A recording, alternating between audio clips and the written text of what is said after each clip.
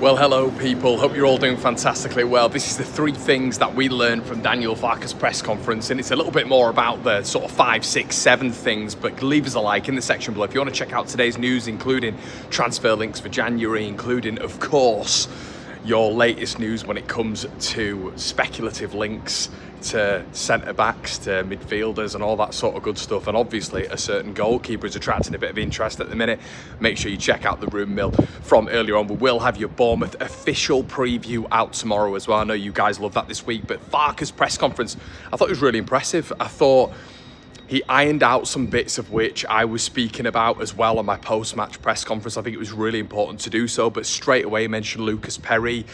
That was a bit of a punch. Looks like he's not going to be back with us until after the international break. Farke said that as well. Some brilliant news for Leeds United is on Jayden Bogle and Dan James, but he was saying that Perri hasn't trained, which I didn't think it'd be that bad. I thought he'd be back for this one, maybe on the bench. Hasn't quite transpired that way, so we'll wait and see when the Brazilian is back. But with Karl Darlow, he said he had 3 other keepers alongside Karl who could step in effectively in Cairns and Melee, and I think he's just doing this. Maybe it's verbatim, maybe it's language to get Melee another move at some stage, which apparently he's got a few suitors. Check out the video from this morning. But Cairns, a nice little compliment to him as well. Feels like he could still step in, and when you look at the calibre of Cairns, we've not seen a lot of him, have we? So maybe he could, who knows? Who'd have thought Karl Darlow would have been a Premier League goalkeeper at touching 35.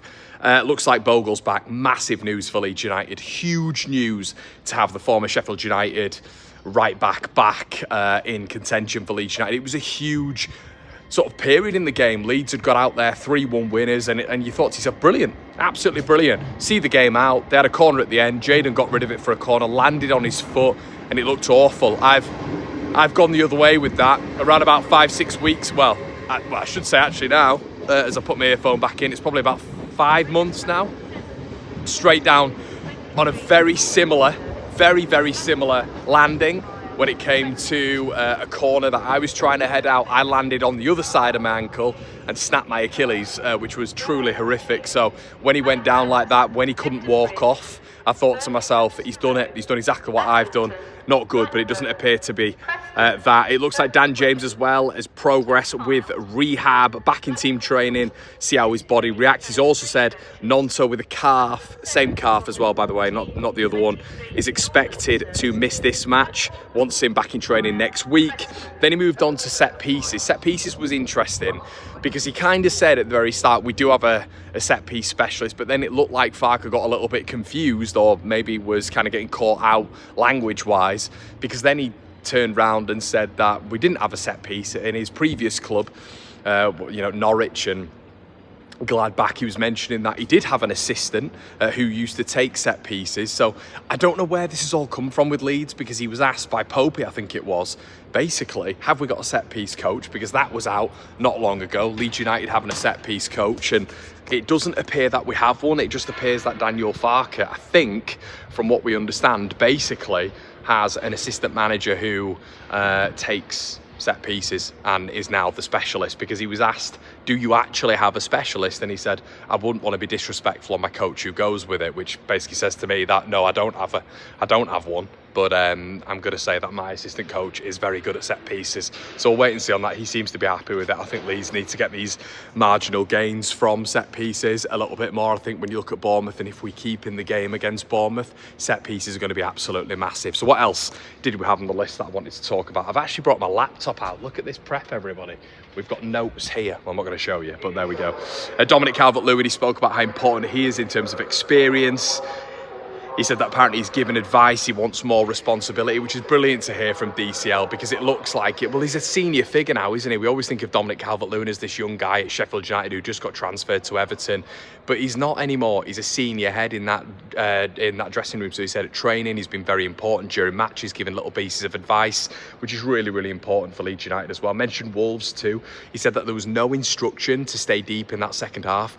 Wolves are just a Premier League side who are going to push Leeds back, and I do get that to a certain extent. If there's clear instruction that Leeds are sitting behind in a low block, I think it'd be quite evident. Now, we're saying in the second half, when we were doing the watch along, that it felt like maybe Leeds were doing that into a mid-block, but it didn't look obvious. You know, Leeds weren't making changes to sit back. You know, we weren't making second half changes on the minute, on the buzzer, on the 45th minute to go defensive. That didn't happen. And Leeds were still getting forward through Okafor and Gabby Goodmanson as well. He mentioned Bornau and him being out the squad. He said he's got 4 very competitive centre-backs to choose from. Bornau's been missing out the last 2 as well, which is quite important, actually. He actually mentioned Longstaff, and this is where I really agree with Farke as well. He mentioned that the journalist said, are you believing that you've effectively seen the best out of Sean Longstaff? And he said, no, I don't think we have yet. And the reason behind that was obviously because, Longstaff has been okay. I think he was brilliant against Newcastle, probably his best game. But have we seen, the dizzy heights of him getting forward and scoring goals? I don't really know if that is Sean Longstaff anymore, to be honest. And was that ever Sean Longstaff? I don't know. I don't think there's that much of a sort of continuum of Sean Longstaff getting highlight reel after highlight reel. I think there's a good individual game from him, and that's not to be disrespectful on Sean, but I think there's a couple of decent individual games, and then you'll see a little bit of a maybe tail off a little bit, but we haven't seen that so far at Leeds. I think there's been consistent performances, but he did mention him and the goal at Wolves effectively being his fault. You drag that play a little bit further back, and it's Noah Okafor trying to take on his man in his own half, which consequently made Leeds lose the ball. And then Longstaff, yes, he was part of that second degree of play. I do like to take the play back a little bit and see where it originated from, not just blame the guy in the last phase of play. I think the last phase of play, blame game would have been put on Longstaff, but I think you've got to look at Noah Okafor as well. And he mentioned Okafor, and I've got on the thumbnail that I agree with him. He sort of just reworded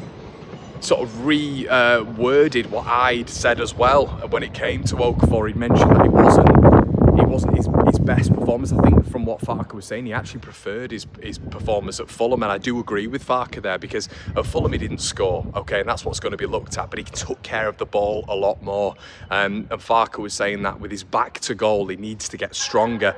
I completely agree with him. I think the back to goal, taking players on in the right area, making the decisions in the right phase of play at the right time, is really important for Noah Okafor to develop into this player of which we want him to do. There's still improvement there. I do think there's maybe a certain part of our fan base that thinks automatically just because he scored a goal and had a decent performance, he's heralded as the best winger at the club. I don't agree with that, to be honest with you. I think there's still quite a bit to go for Okafor.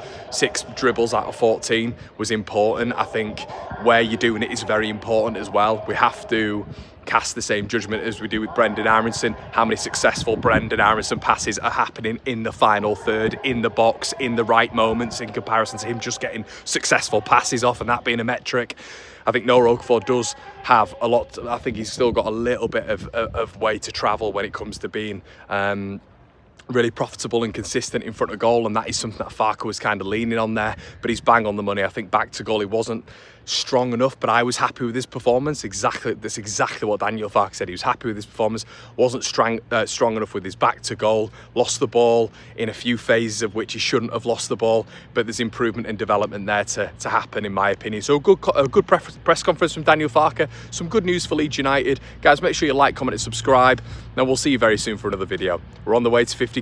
Make sure it happens.